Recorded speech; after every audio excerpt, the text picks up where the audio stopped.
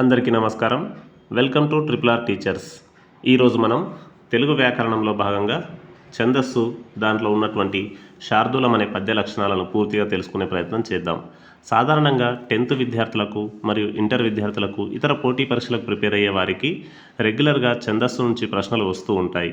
ఆ ఛందస్సులో ముఖ్యంగా ఉత్పలమాల, చంపకమాల, శార్దూలం, మత్తేవం పద్య గణాల గురించి అడుగుతూ ఉంటారు. వాటిలో మనం ఇప్పటికే ఉత్పలమాల, చంపకమాల గురించి తెలుసుకున్నాం.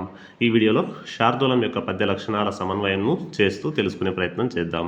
ఛందస్సు యొక్క సూత్రాన్ని మనం యమాతార జభానస అనే ఈ విధంగా రూపొందించుకుంటాం. దానికి లఘుగురులు గుర్తిస్తాం. ఈ సూత్రం వచ్చినట్లయితే ఛందస్సు గుర్తించడం సులభం అవుతుంది. సాధారణంగా యమాతార జభానస లగం ఇలా అడ్డంగా కూడా డిజైన్ చేసుకోవచ్చు, లేదా ఈ చక్రం రూపంలో డిజైన్ చేసుకోవచ్చు. చక్రం రూపంలో డిజైన్ చేసినప్పుడు యమాతార జబానస సరిపోతుంది, లగం అవసరం లేదు. అడ్డంగా రూపొందించినప్పుడు మాత్రం లగం అవసరమవుతుంది. ఓకే, మనం వెంటనే ఆలస్యం చేయకుండా శార్దూలం యొక్క పద్య లక్షణాలకు వెళ్ళిపోదాం. శార్దూలం యొక్క పద్య లక్షణాలు ఒక్కసారి మనం గమనించినట్లయితే, శార్దూలం అనగా సంస్కృతంలో పెద్ద పులి అని అర్థం వస్తుంది. అంటే పెద్ద పులిలాగా గంభీరంగా ఉంటుంది ఈ పద్యం అని మనం భావించవచ్చు. శార్దూలం అనే పద్యంలో మస, జస, తతగ అనే గణాలు ప్రతి పాదంలో కూడా వరుసగా వస్తాయి. దాంతోపాటుగా ప్రాసనియమం ఉంటుంది.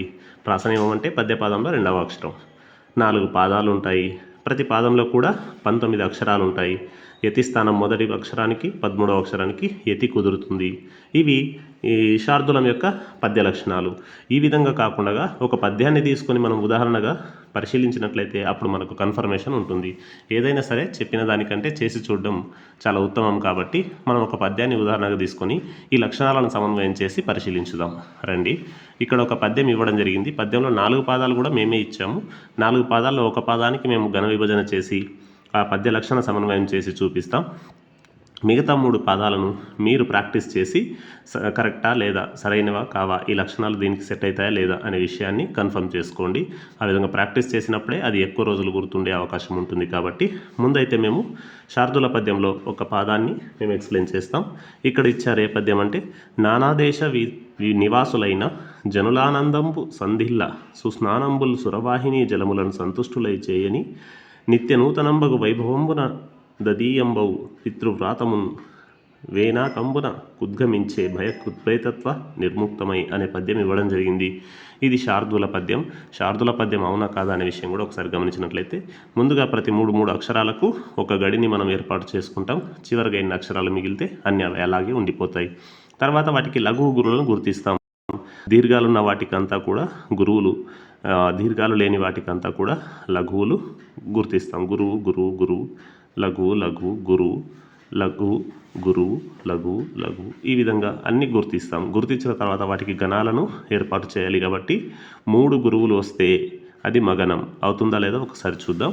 3 గురువులు అయితే వచ్చాయి. ఇక్కడ చూడండి, గురువు, గురువు, గురువు, 3 గురువులే ఉన్నాయి అన్నప్పుడు అది మగనం అవుతుంది.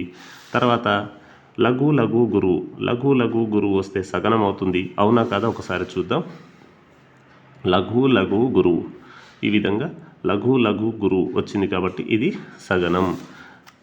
ఈ విధంగా అన్నీ కూడా వరుసగా ఒకసారి చెక్ చేసుకున్నట్లయితే మ, స, జ, స, త, త, గ, మస, జ, స, త, గ అనే గణాలు కనుక వరుసగా వస్తే అది శార్దూల పద్యం అని మనం ఇంతకుముందే చెప్పుకున్నాం.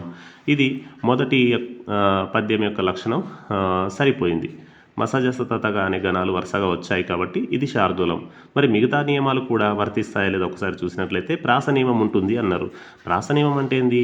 పద్యపాదంలో ఉండే 2వ అక్షరాన్ని ప్రాస అంటాం. అంటే ప్రతి పాదంలో 2వ అక్షరం ఒకే హల్లు ఆవృతమై ఉంటుంది. ఒకసారి చూసినట్లయితే మొదటి పాదంలో 2వ అక్షరం నా, 2వ పాదంలో 2వ అక్షరం నా, 3వ పాదంలో 2వ అక్షరం ను, 4వ పాదంలో 2వ అక్షరం నా. అంటే నా గుణింతాలే ప్రతి పాదంలో 2వ అక్షరంలో ఆవృతమయ్యాయి. కాబట్టి ఇక్కడ ప్రాస నియమం వర్తించింది అని చెప్పవచ్చు. దీన్నే ప్రాస నియమం అంటాం.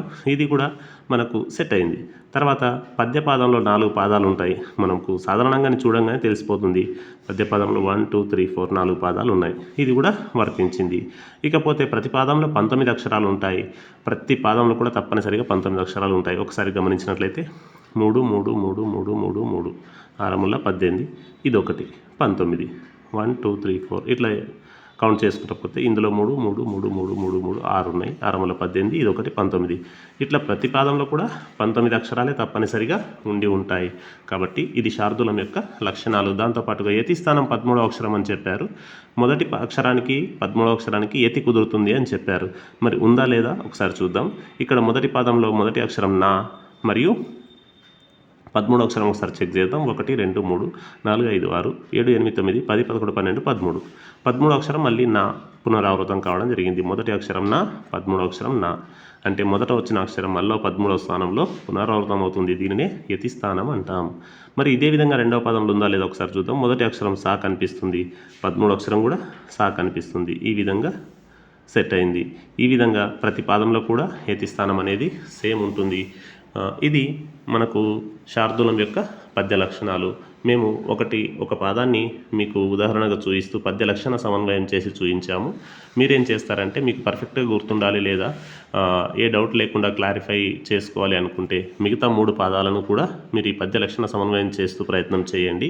ఆ చేసే ప్రయత్నంలో కనుక మీకు ఏవైనా డౌట్లు వస్తే మాత్రం తప్పకుండా మమ్మల్ని కామెంట్ రూపంలో సంప్రదించండి. మేము మీకు సమాధానాన్ని ఇచ్చే ప్రయత్నం అయితే తప్పకుండా చేస్తాము. అదేవిధంగా ఈ వీడియో మీకు కనుక ఉపయోగకరంగా ఉంది అనిపిస్తే మిగతా మీ మిత్రులకు కూడా ఉపయోగపడుతుంది అనుకుంటే మాత్రం వారికి తప్పకుండా చేరవేసే ప్రయత్నం అయితే చేయండి.